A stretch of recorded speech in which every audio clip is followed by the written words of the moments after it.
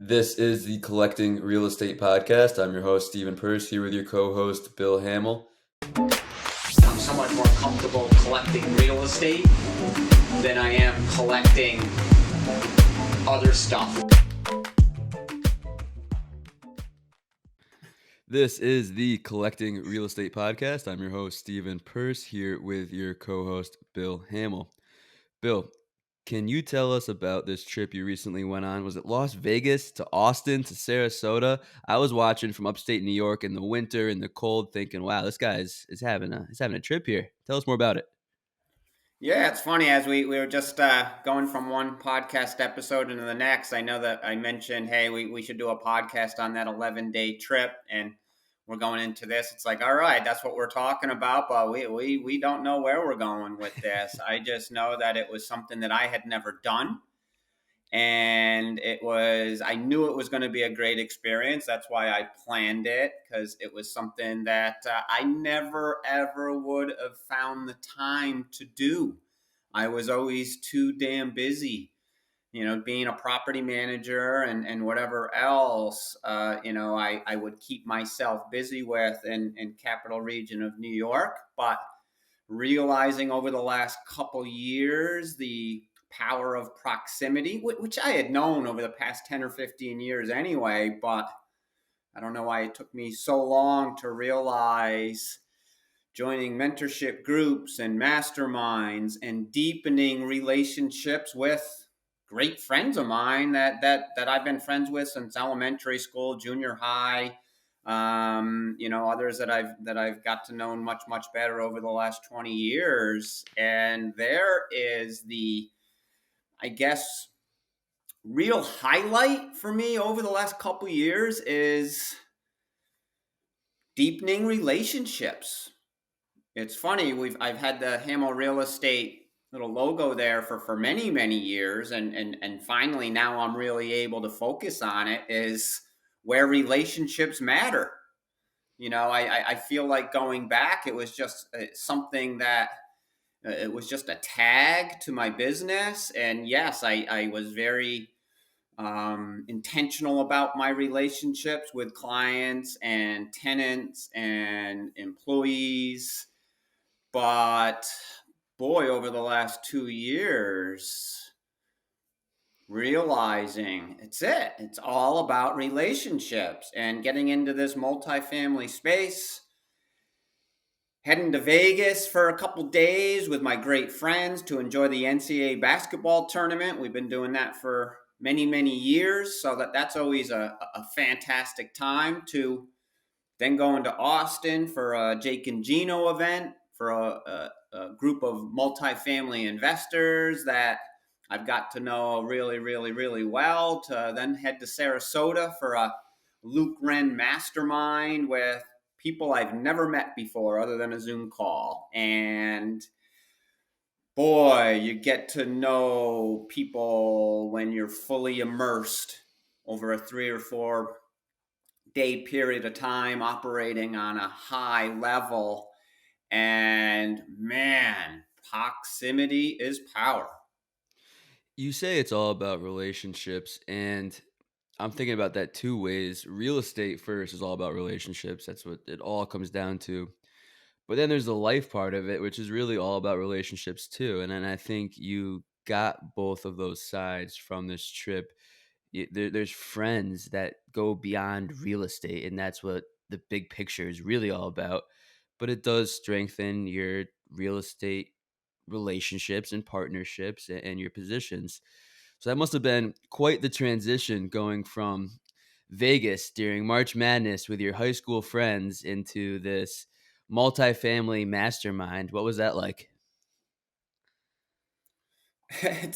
You reflect back on it, and you don't. I just didn't understand how exactly it would go. I didn't even think of how it would go. I just planned this trip.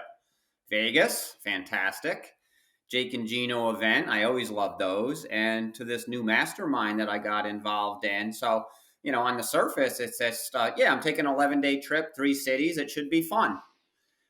So you go to Vegas. What am I focused on? You're in Vegas. I'm in the first round of the NCAA basketball tournament, which I've been passionate about since I was in third or fourth grade, and I love this tournament. It's the best tournament in world history. Every year, it always proves to be. It never disappoints, right down to the final game, to the final couple seconds Little League of the World Series final is also up game. there, but that's another discussion. But that's usually the scenario here, and that's why I get so excited every year. And we're in Vegas, so I'm focused on basketball games and hanging with my friends. And then on Friday, I turn to Austin, Texas. I get in Friday evening, relax a little bit, don't have too much time, but I'm waking up at 5:30 in the morning for a 6 a.m. run with friends of mine that were at the Jake and Gino event. And now I'm fully immersed into my multi-family friends that I've met over the past couple years. And then eventually you're at the event around 9 a.m. And now, without even thinking about it, what a focus shift. I just went from the scenario in Vegas to now I'm in Austin, and it's a different world. And I had a long day. It was always fantastic. Next thing you know, I'm winding down in my hotel room, probably 10 o'clock at night. Turn the TV on, unwind a little bit, and I'm like, oh my God, basketball. It's Saturday, and you're talking the second round of the tournament, and I haven't thought about it all day. And now I'm just going to ESPN, just getting some scores. And then I'm like, whoa, holy smokes, my focus, the power of focus, which I've mentioned in a few different forms over the last 2 or 3 months. I was like, wow. I'm so passionate about NCAA basketball, but I'm also super passionate about multifamily real estate. And at that point in time in Austin, I was 100% in. And next thing you know, I'm in Sarasota on Sunday evening. Well, no, no, no. Let's go back a little And bit. Let's go back a little bit. I think there's a lot of people out there who are interested in real estate masterminds or multifamily groups, and they think a lot about joining them, but they're not sure if it's worth it. They don't know if the price will be worth what they get out in the end. Tell us more about this meetup. What was it like when you get there at 9 a.m.? You're meeting people, a lot of them you've met once or twice before, some you've never met before. They're all real estate professionals. A lot of them are syndicators. What is that like? oh, it's awesome. You're just comparing notes. So, one of the first people I walk into was Josh Rusin, Jake and you got Jake and Gino, and Josh is the head guy, I guess you can say, after Jake and Gino. And me and Josh know each other rather well from spending time on Toastmaster Zooms, and just getting to know each other over the last year and a half. So it started there. Josh is a fantastic guy, easy to talk to, and that's how I spent my first 5-10 minutes. Ultimately, you find people that you've become friends with over the past year and a half, and it's not like I haven't seen these people in a long time. We're just getting that next rep into our relationship, and they're so many great friends at this point. So you're just talking multifamily. That's what we have in common. But naturally we start talking about other things, whether it be people that we have similar hobbies with, but also getting to know each other's families a bit. And like we said, we're building relationships. So at this point, when I go to a Jake and Gino event and there's 160 people in there, geez, I'd like to think that I have pretty strong relationships with 100 people or more. That's so powerful as an investor. So when you get there at 9 a.m. and you have an entire Saturday put aside towards this event, what percentage is unstructured networking, like what you're talking about now, compared to breakout groups or speakers? What does that look like? Well, you get there and you have an hour, hour and a half to network in the morning, register, talk to a lot of your familiar faces, close friends in the community, and next thing you know, we're on a bus to tour properties. In this case, a Jake and Gino coach and member originally was just a member of Jake and Gino. He was giving us a tour of his two multi-family complexes in Austin, Texas. So as we're touring this gentleman's properties, we're we're networking. We're walking the properties with each other, and ultimately, it's just a 100% networking event.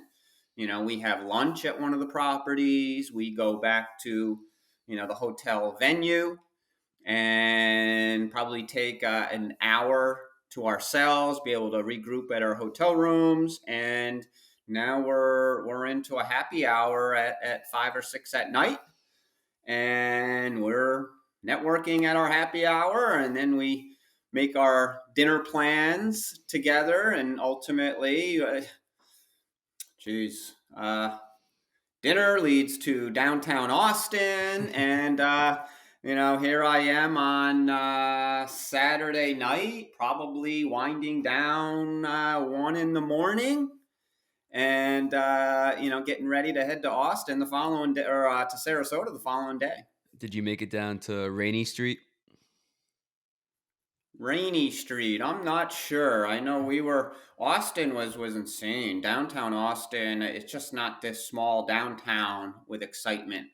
It's expansive. Yeah. And it's not only one neighborhood, it's several neighborhoods. And it has what you would want a vibrant city to have on a Saturday night. It was exciting, and that's why there's a lot of people that go there, and that's why a lot of people flocking to Austin. Yeah, it's a fun city, and we see that reflected in the real estate prices. If you had to give us one takeaway from the Jake and Gino Mastermind event, what would it be? I'm putting you on the spot here. All right. One takeaway from the Jake and Gino event, ultimately, I would say, what really sticks out to me, and once again, it's these relationships, and I'm hanging with a couple people at the pool at lunchtime at the complex. I think at that point it was, our friend Mark Leisha, Bernard Pearson, and Mina Ricky also joined in. That's a tail end of our discussion around the pool. But Gino took the opportunity. He came and hung with us for, probably 20 minutes or a half hour at lunch. And, I felt, I was feeling good at that point. I'm great friends with Mark and Bernard and Mina and Gino, and it was just a great discussion about different scenarios on our current investments. And for 10 minutes of that period of time, we were discussing the 40 unit where our office sits, and some of the challenges, as without getting into the weeds of the challenges that I've had in that 40 unit. We were just discussing some of them and solutions to some of those challenges, and there was some nice nuggets that Gino threw out, Mark, Bernard, and I was able to take away and put those into action when I got home. That sounds great. Just a bunch of good people who are also very good at what they do, and I can picture what you're talking about. And it sounds like an awesome scene. So now we're flying to sunny Sarasota on Sunday. Yeah, Sunday evening, flying to Sarasota, get in, you're able to unwind a little bit. And the event didn't start till Tuesday evening. So my next focus, okay, here I am. I am planning on doing an ultra marathon in July. So I felt good about having a day and a half without having to go directly into a mastermind and, fully immersed where you're just, I don't What want to what say overwhelmed, but you're what pretty what saturated. what is an ultra marathon for all of us who don't do those things? In my case, it's going to be a 50-mile run Ooh, in on mountain trails wow. in the Finger Lakes with our great friend Matt Dunn, who's a Jake and Gino member, another partner of mine and a friend of mine, great guy. And we had been talking about this for a few months, and fortunately, Matt and his wife and family decided to take a trip up north and spending some time in our area of I guess you can say New York, Vermont area, and he found a ultra marathon race, sent me the link. I'm a soft target. I send it to my beautiful wife Gretchen saying, hey, I want to do this race, and she signed me up. The regular marathon's not And enough for you? Who made this ultra marathon? oh, I don't know, some nut 50 job. miles. Some nut job. 50 is nothing. There's people doing 100, 200-mile races. But I've done several marathons. I've done some Ironman races, but this is going to be, it's basically just my next challenge. That's all. It's as simple as that for me. And so for that next day and a half, I was able to chill out and get a 12 or 13-mile run in Sarasota on Monday. Tuesday, get another long run in before the beginning of the event Tuesday evening. So now I'm feeling good because I got some nice runs in and going into this mastermind fresh and meeting another batch of high level individuals Tuesday night, and got to know so many more of these people between that Tuesday and Friday, to the point where we're already planning our next trip, and they're awesome people. And that's the whole idea. Our So goal is what a mastermind. this is a Luke Wren mastermind. Can you tell us Yeah. more about the Luke Wren program, how you first found out about it, what it entails for people out there who don't know much? He's considered a life coach, correct? Yeah, life coach, business coach, mentor. Um, he's got a successful mastermind. He is a student of Tony Robbins, so he had worked very, very, very close to Tony Robbins for at least 10 years. And I heard him on Jake and Gino's podcast. And when I heard him, he resonated with me. He was telling me everything that I gravitate to. And then he was a keynote at one of the Jake and Gino events, I don't know, 3-4 months ago. And they had him again on one of their master classes. And he had mentioned his mastermind towards the end of that master class one Monday. And I realize at this point in my life that you have to put yourself in these rooms, whether it be individual coaching, whether it be a master or a mentorship like Jake and Gino, or whatever you think your next step should be as far as that proximity you need to be in. And I joined Luke Wren's mastermind, and I love it. Great people, and I'm being coached by Luke Wren on a monthly basis, which I think is unbelievably valuable. I like what you said there. Figure out what room you want to be in and put yourself there through proximity. Even if the room that your goal is to get in, you put yourself next door somehow, maybe one step away from the people that you really want to be next to. You put yourself where you want to be with proximity, whatever industry that may be. If you have a goal for getting to a certain level, you have to do your best to put yourself in the room. Yeah, and ultimately the dynamic that happens in all these rooms is I help people, people help me. That's the whole idea. We're educating ourselves. We're able to give each other tips and tricks. We're able to share our successes and failures, whether it be at Jake and Gino or whether it be at a mastermind event. That's the whole idea. It's ultimately this brainstorming, masterminding, where we're all leveling up. So I'm gonna put you on the spot with the same question. What's your biggest takeaway from the Luke Wren Sarasota meetup? The Luke Wren Sarasota meetup, we had some great speakers that he provided to us, high level speakers. And high level speakers, when there's only 10 or 12 people in the room, it just seems so much more impactful. And ultimately, after you filter out what you learn from the speakers, what you've learned from each other, what I learned about myself at that point in time, and what I need to work on specifically in the short term. That's my biggest takeaway. Ultimately, there was a multifamily syndicator as a speaker at the Luke Wren. And, he offered some great tips because that's exactly what we do.